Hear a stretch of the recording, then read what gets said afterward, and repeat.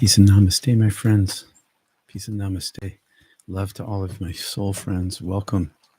Got a bit of rain falling out there. You can hear the beautiful rainfall. Pitter patter. Welcome to Not Church. Mysticism, East and West. We've been focusing a lot on the West these days. And today we're going to conclude our exploration of the revelations of Aramaic Jesus, the hidden teachings of life and death, by Dr. Neil Douglas-Klotz, with a final look at his epilogue, which concludes with, now it's up to us. And that's so true. Now it's up to us. Hey, Octavio. Good morning, Amy.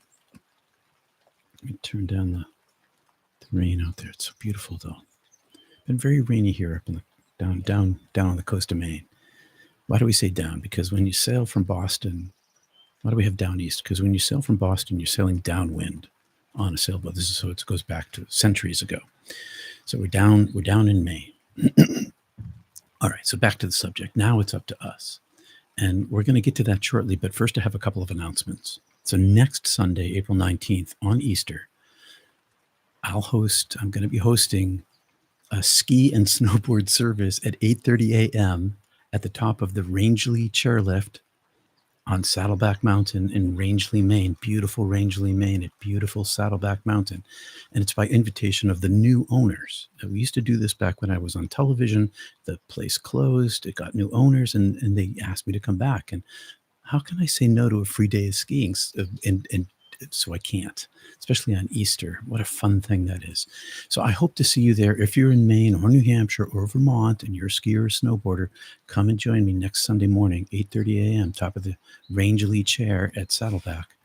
So here on Not Church, I'm gonna run a replay of an Easter service or some other service. So if you have a favorite service, I don't mean a service, a video. So if you have a favorite, let me know. Also, today, on the date of today, but also next Sunday, we are celebrating the 5th anniversary of Not Church Mysticism East and West. We've been doing this for 5 years. I couldn't have done it without you. Your participation and support make our community, our Mystic Tea Salon, Not Church community, possible. It's amazing to me. I started it as an experiment. We're still experimenting, so thank you very much. And today's title is Easter Reimagined, what Yeshua really meant about love and awareness. And it's an Easter themed talk, but pretty much unlike anything you've ever heard before. Hi, Martha. Yeah, what fun. So slap on those boards and come meet me over there if you can. You'll smile on Easter morning in a happy place. Thank you, Wanda. And thanks for the love there, Tom. So, human consciousness has evolved dramatically over millennia, shifting from a nomadic collective interconnectedness. And this is sort of anthropological, what we're talking about here. It used to be the way we thought of ourselves. We were in a nomadic collective interconnectedness in our identity. And so our tribal group identity dominated. And then it slowly grew or changed, evolved to our contemporary understanding of our individual self-awareness. The teachings of Jesus, Yeshua, delve into this profound transformation, particularly through the Aramaic tradition, which emphasizes our ability to harmonize our personal identity with the universal spirit source, the beloved, the divine God, Allah. Drawing on my near-death experience, we're going to examine humanity's evolving sense of self and the revolutionary insights provided by Yeshua and how we can practically embody this wisdom today. So before we proceed, let's gather together. Hey, so Zoe, oh my gosh, you're over in the East, like Singapore. Wow. Thank you for being here. It must be middle of the night there, or it could even be tomorrow. Thanks for being here. All right, so before we proceed, let's focus on our awareness of our breath, the ruach. I've been pronouncing that ruha, but that's been an incorrect pronunciation. Even though it's spelled R-U-H-A, it's ruach. I looked it up. Someone pointed it out to me, and I looked it up and was like, oh, right. So let's bring our awareness to our breath, as Yeshua would say, to our ruach. And in Aramaic, ruach means soul, and we can give that a capital S and a lowercase s because there's this interconnectedness going on here. So let's center ourselves, come together for a few meditative breaths, and be together. And hello, evaluate in South Africa. Wow, we are a global, spanning the globe today. My feet are flat on the floor. My hands are in, or fingers overlapping, thumbs touching. Just going to take a few centering breaths.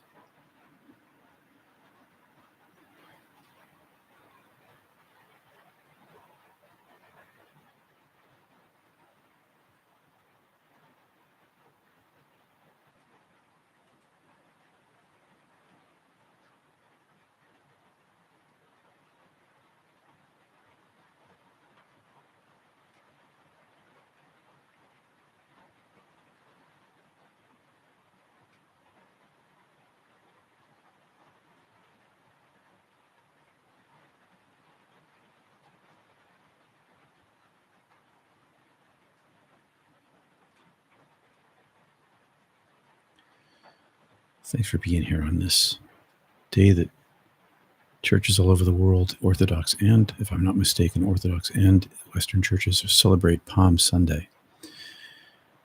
But we're returning to where we began with Dr. Neil Douglas-Klotz.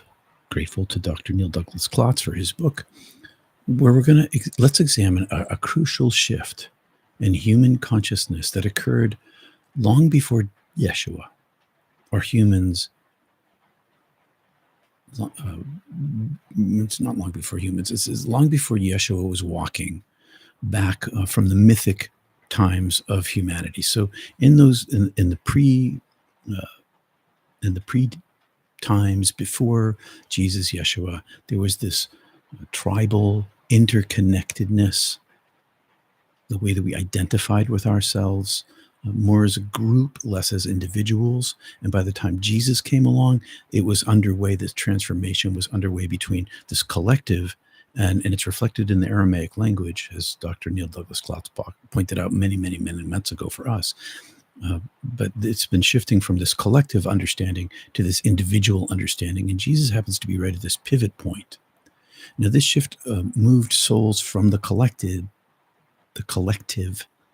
interconnected experience of the oneness. So let's go back. We're going to go back a little further, even before humanity. We're going to go back to the mythic times of Genesis, where this shift initially occurred mythologically, but also in a way that impacts our self-understanding. So the first shift, way before humans walked on Earth, was when souls moved from this collective, and I've talked about this in my near-death experience, where there's bazillions, a septillion photonic, individualized selves interconnected in this field of consciousness that is the oneness of being, the light itself. And I've talked about it as being both of them and one at the same time, not switching between like a 1 and a 0 on a computer, but more like a quantum computer situation where it's both of these at the same time. So we had this interconnectedness, and we still do at the very core of our being.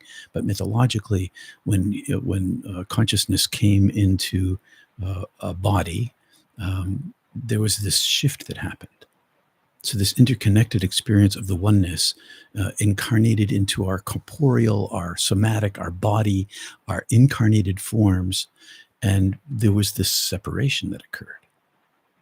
And eventually, as early hominids and later as humans, we became this tribal group. So there's this separation from the oneness of being, where our individual selves become, it's in the story of Genesis and Adam and Eve, and they get kicked out of the garden, and they had this idyllic situation previously where they were in tune with the divine, and then they get kicked out and they become less in tune with the divine. That's kind of what we're talking about here.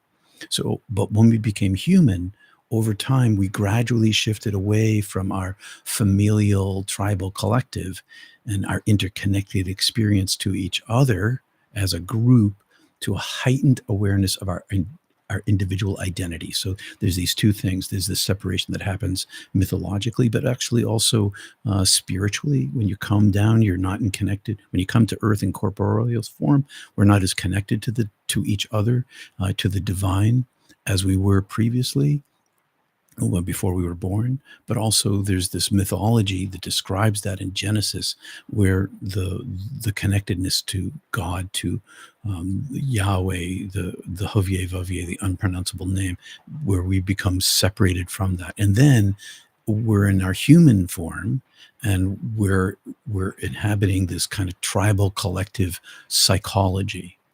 It's familial, it's tribal, it's connected, it's collective, it's interconnected, and it's an experience that allows us survival as a species. Because when we work together, we're better at it. But in our individual minds, we were much more tribal. And it's hard for us to understand that this actually was a way of thinking about ourselves, but we were much more tribal in our self-understanding. And then eventually we became more individualized, more individual identity. And in simpler terms, we're slowly starting to see ourselves as distinct and separate human beings. And this started a long time ago. And by the time Jesus was talking, it was in transition. But the language, the Aramaic language, also contained some of this tribal self-understanding. And so there's this individual thing that's happening in the context of this tribe, and it takes a very long time to end up with what we have today. But there's this emerging consciousness, and sometimes it's referred to, and this is, be careful of this word, the Aramaic consciousness. We all talk about the Christ consciousness, but there's another term, and that's the Aramaic consciousness. But Adam in this context doesn't mean, the man.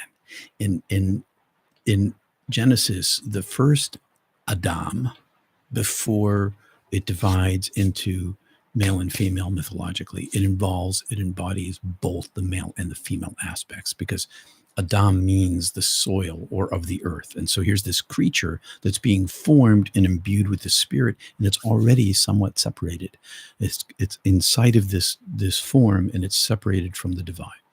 And so this consciousness captures the complete essence of humanity as described in Genesis in the original myth, Adamic consciousness. And at the core of this new awareness, millennia ago, was our growing ability to discern, this is the story of Adam and Eve, good from evil, as the myth portrays. Or more simply, here's my first big point here. More simply, our capacity to choose our preferences and desires. First for our family and our tribe, and then much later for ourselves individually. Preferences and desires. And this transformation involved separating two essential aspects of our nature. And this is what's referred to in the Aramaic tradition as naphsha, our individual lower self, and ruach, our universal spirit soul self. And so there's this division that happens. And the soul gets kind of subsumed by the consciousness of the animal human, which originally was tribally oriented and then became much more individually self-aware. And as humans metaphorically left the garden, this divide widened. Initially, due to our nomadic lifestyle, we remained closely connected to nature of necessity. We didn't have gardens. You ate what you found on the day that you found it. And maybe you slaughtered a mammoth or something and you had food for a while, but people were nomadic and collective in their consciousness. But this collective consciousness weakened significantly over time. And as agriculture emerged in 23,000 years ago, so their science is saying now, they find the earliest evidence of agriculture not 10,000 years ago, 23,000 years ago. But this initiated a profound yet very slow shift in identity from us to me. It took a very long time. And by the time of Jesus, we were at a crux point where the self-identity began to very much emerge. And for the first time, when agriculture came around 23,000 years ago, humans could plan for the future by accumulating and saving resources. Never happened before. This reinforced our identities and separation from nature. So now, for the first time, we move from this very animal existence of eating what you find today to this more human existence, still animals, but more human existence as being able to grow food and save for the future, which, when I think about nature when I'm in my garden, but in this sense, I'm a little separate because I'm not like the animals outside my door. Although I know that chickadees save seeds. Chickadees have this, so maybe we learned from chickadees that they have this capacity to store like 80,000 seeds through a summertime and then remember where they are. So this gets a little murky here. But this capacity for us to keep resources and save for the future reinforced our identities and separation from nature, allowing us a sense of me, that sense of me to emerge from us, fueling, as we see today, in its radical, strongest forms, ambition and desire for personal power, for gain, and for wealth. Yet amidst this growing separation from nature and each other, a deep longing to reconnect has always lingered in us, and that's why you're here. You feel it, or you wouldn't be here right now. I feel it. I know you do. And it's driven by love, which connects to the core of our being and connects to the cosmic consciousness. This love, the beloved, the creator of all. Humans and Jesus have felt this love around the world for millennia. Everybody feels it in some way. Well, most people, many, I don't know the number. A lot of people feel it. They have this longing for something that none of the ambition, the selfishness can't contain. But by the time Yeshua appeared, individual consciousness was still relatively new. And people primarily identified with their families or tribes instead of as distinct individuals. The human sense of I was still developing and not yet mature enough to fully recognize its inherent connection to the universal cosmic I. So it took a while for us to develop this steeply individual experience so that we could recognize, oh yeah, as an individual, I'm connected to the oneness of being. And before Yeshua, the Hebrew prophets received divine messages by briefly surrendering their lower selves, similar to what we might call channeling or mystical experiences today. You had to release your lower self. And this often led to intense experiences as their lower self struggled with the overwhelming power of the universal spirit. We struggle with this too. So this is an old thing where we become swept up in the presence of the spirit. And sometimes it's overwhelming. It has been overwhelming for me. But interestingly, this reflects the experiences of many people, right? Not just me, but it does include myself. And because during these profound moments of spiritual awakening, such as near-death experience, my first one over there in Canada, out of Canada, where I felt my identity dissolve into the boundless, loving, universal presence.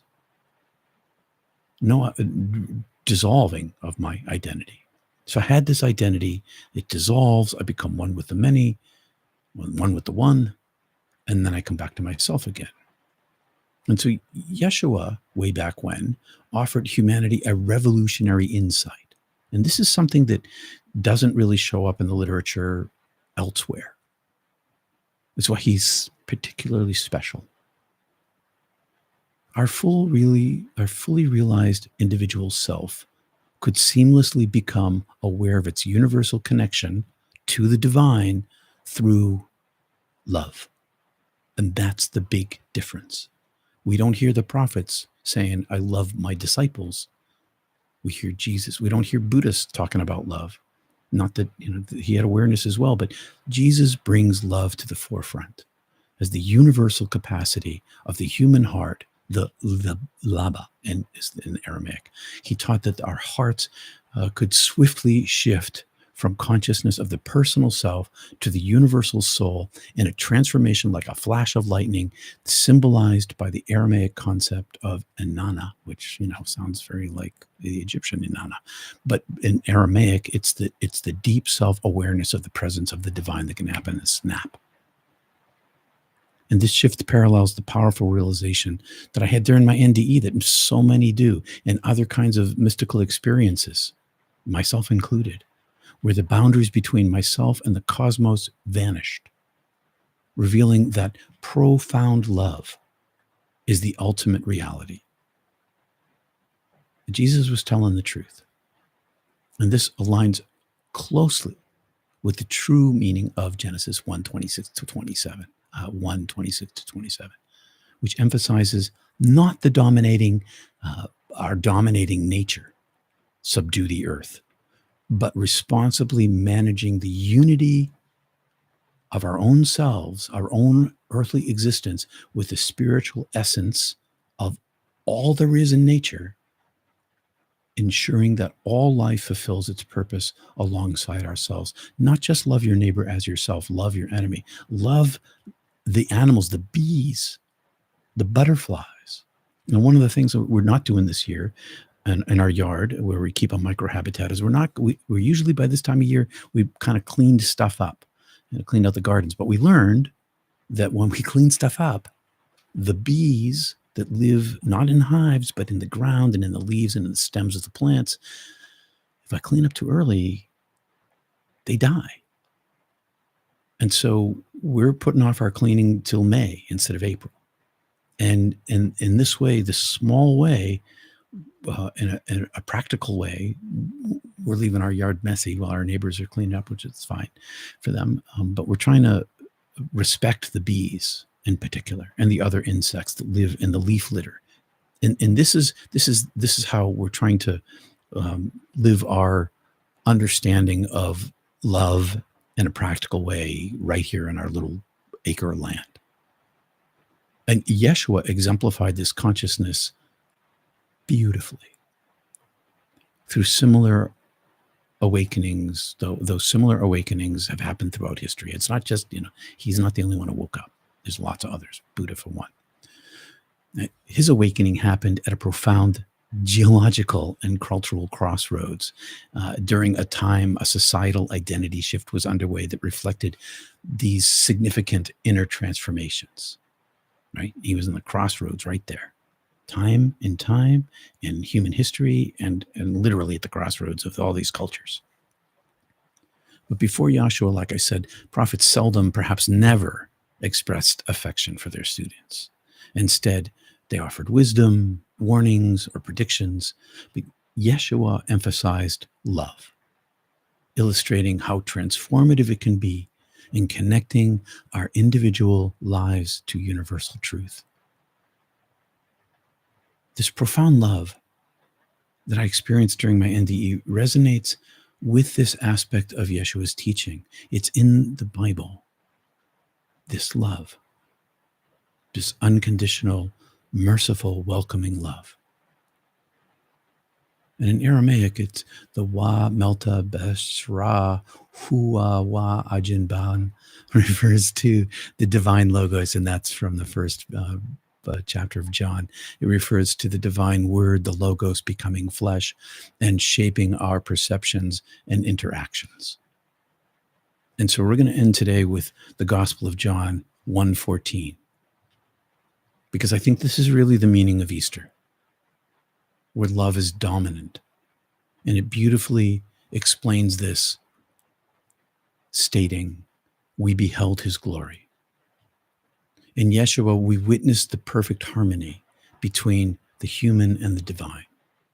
And so here it is from the King James Version. This is familiar to you, perhaps. And the Word was made flesh and dwelt among us, and we beheld his glory, the glory as the only begotten of the parent, full of grace and truth. But from the Aramaic, as translated from the Aramaic, here we go. Conversation with the source. This is what this is, a conversation with the source, coming into form and nesting within us through our perceptions of ourself and others. This awareness temporarily makes a home in us because our bodies are temporary. And we felt this conversation. We feel this conversation of glory, song, and harmony in this presence.